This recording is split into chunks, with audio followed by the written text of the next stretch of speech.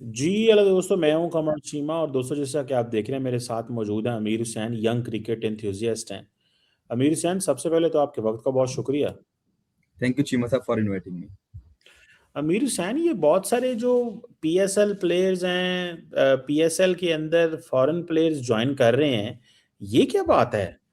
क्या PSL popular हो गई है, पीएसएल के पास पैसे आ गए हैं या इंडिया से नाराज़ हैं? क्या चक्कर चल रहा है भाई? चीमा साहब, इसमें शायद 3-4 पॉइंट्स जो हैं वो हम हाईलाइट करते हैं कि देखिए चीमा साहब के अभी हमारे पास जो है कुछ प्लेयर्स ने आईपीएल से रिटायरमेंट ली है।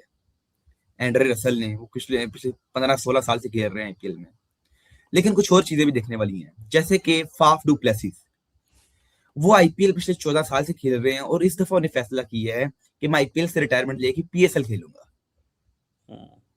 मतलब कि नई लीग आ रही है पीएसएल और उन्होंने कहा जी एक नई लीग है और बड़ी मजेदार है और साथ साथ ये बहुत अच्छा इधर खेलने का मौका हमें मिलता है।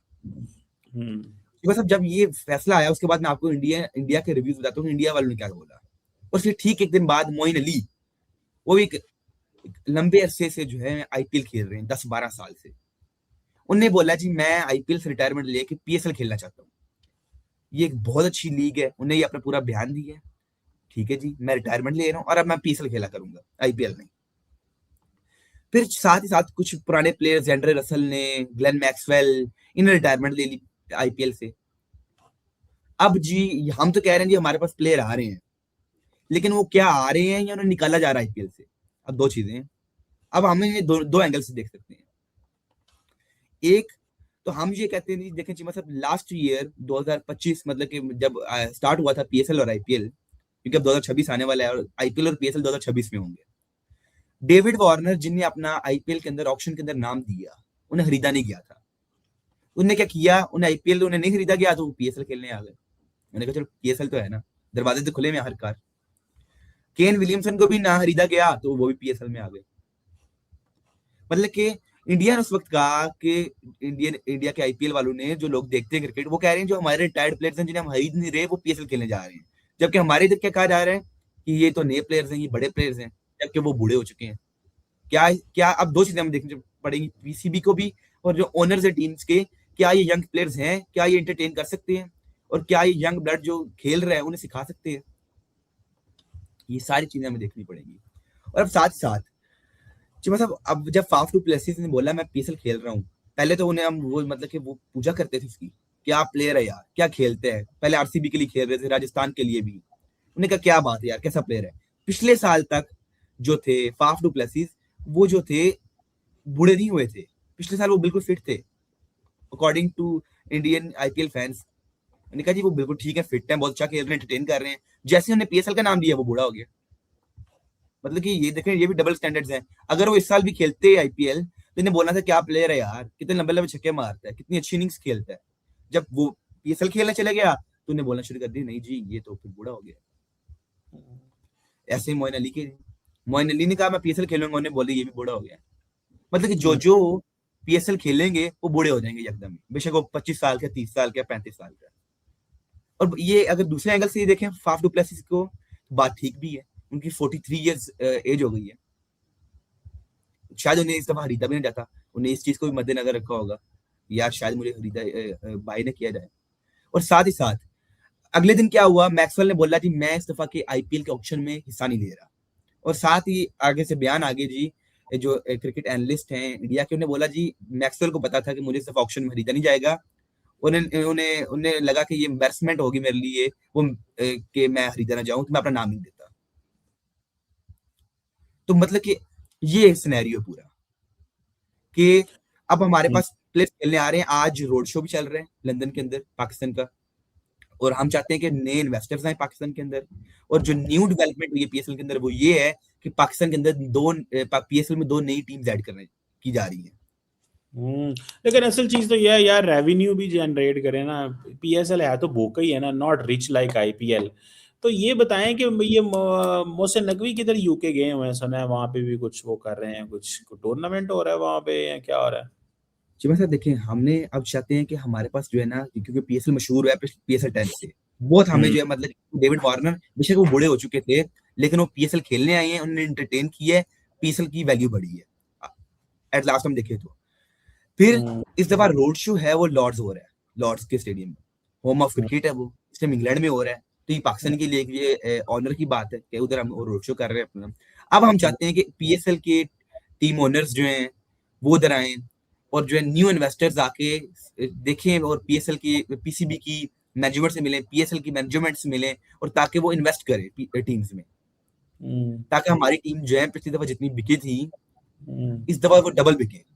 और अब जो है पीएसएल का जो नया अब जो 8 टीम्स आएंगी अगले साल, उसका ऑक्शन होगा और हम्म, दोबारा से इनको जो है बेचा जाएगा, मतलब कि हम्म, तमाम टीम दोबारा सेल किया जाएगा, क्योंकि राइट्स जो थे पीएसएल की टीम्स के वो सिर्फ 10 साल के लिए थे।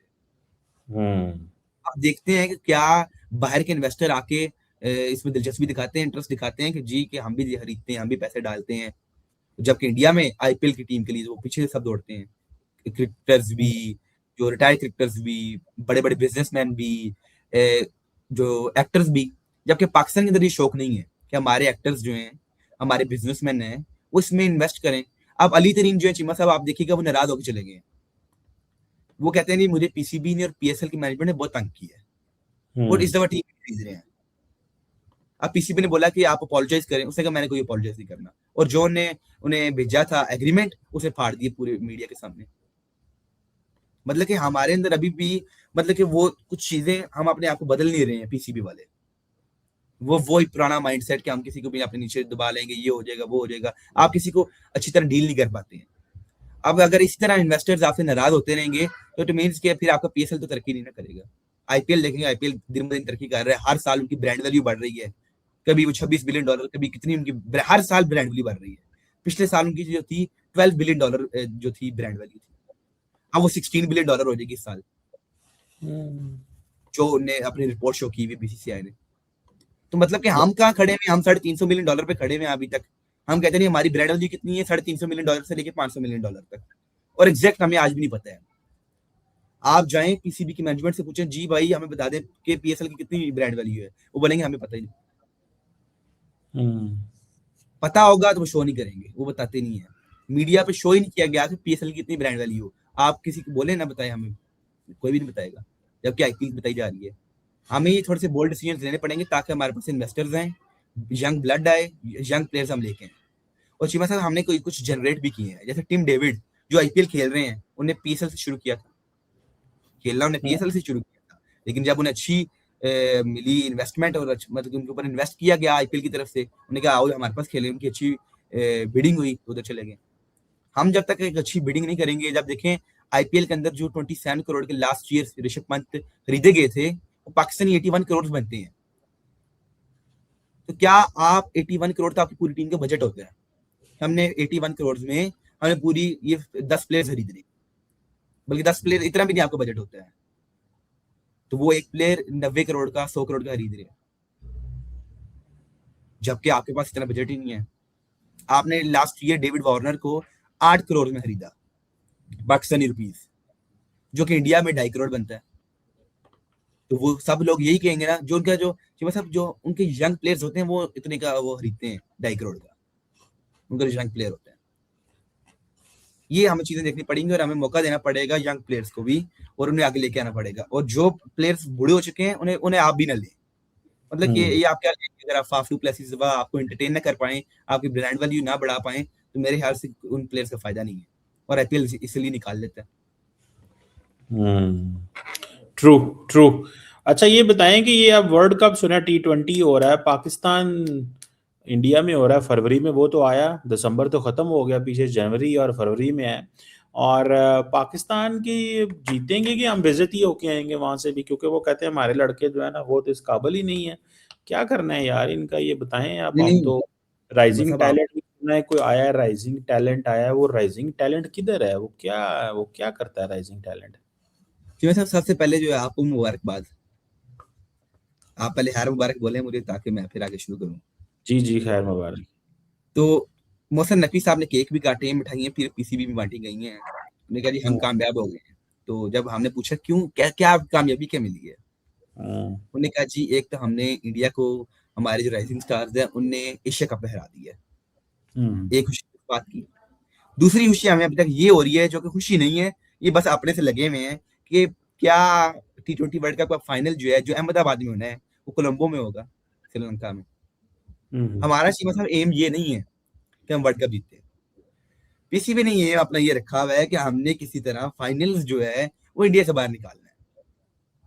हम इस चीज के लिए बहुत खुश हैं कि हम किसी तरीके से T20 वर्ल्ड कप का जो फाइनल है वो बाहर लेके आए। चीमा साहब कुछ दिन पहले ना एक इंटरव्यू आया था सूर्य कुमार यादव का, तो वो उनसे एक सवाल किया गया, आप किसे देख रहे हैं फाइनल्स, आप क्या खुद चाहते क्या हैं, और आप किसे देख रहे हैं कि फाइनल्स होगा T20 वर्ल्ड कप का, जो कि T20 के इस टाइम कैप्टन है सूर्य कुमार यादव। उन्हें हाँ बोला कि मेरा दिल है कि ऑस्ट्रेलिया के साथ हमारा जो फाइनल हो अहमदाबाद में।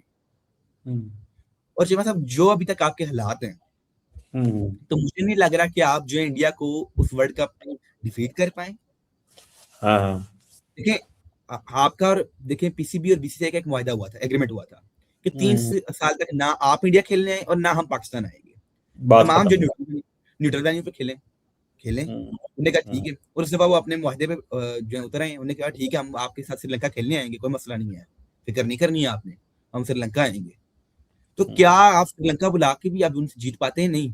या जैसे उन्होंने 3 दफा आपको एशिया कप हराया और हम्म आपको उन्होंने एम्बेरस किया है पूरी दुनिया के सामने, ये आपकी हम्म पाकिस्तान टीम के हालात हैं। तो क्या उधर भी आप श्रीलंका में कोलंबो की पिचेस पे भी आप यही हालात दिखाएंगे, यही आप दिखाएंगे कि अपनी जो टीम परफॉर्मेंस है, क्या आप यही उधर भी कारकर्दगी दिखाएंगे? हम हर रोज कहते हैं जी हमने टीम में ये हमने चेंजेस कर दिए हैं, तो we are going to win. फिर जी आप कहते हैं आपको चाहिए, सब आपका अपना ही जुमला है, ठुस ठुस हो जाती है हमारी टीम। तो हम जब भी बड़ा टूर्नामेंट आता है, हमारे इधर दिमाग में प्रेशर आ जाता है इंडिया। यार हम्म देखिए बाबर आजम ने, जब बाबर आजम कप्तान थे, ने इस प्रेशर को टैकल किया और 2021 में आपने हरा दिया। लेकिन आपका अगर स्टैट्स देखें 13-3 है, इंडिया 13 मैचेस जीता हुआ है, आप 3 जीते हैं T20 के ओवरऑल। तो मतलब हम तो बहुत पीछे हैं। मसला ये नहीं चाहिए साहब कि आपके पास टीम अच्छी नहीं है, मसला ये आपका माइंडसेट। आप पहले ही हार गए हैं।